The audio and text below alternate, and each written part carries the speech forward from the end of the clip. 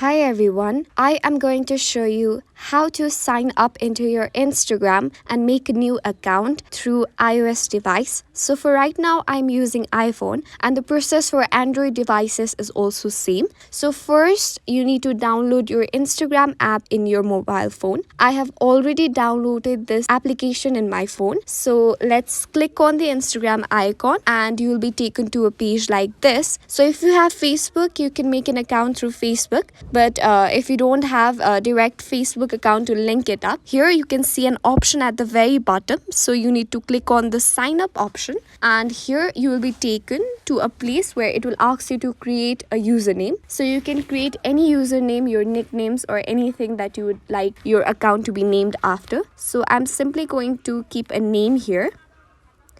And now you need to click on next.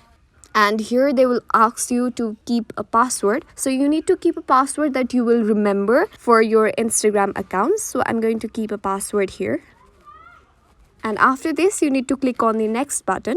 And now Instagram welcomes you. And in this way, you can add your email and phone number from other accounts as well as a new account. And here are two options again. One says complete sign up and another says add new phone or email. So the adding process of a new phone or email can be done later. So let us go and click on complete sign up.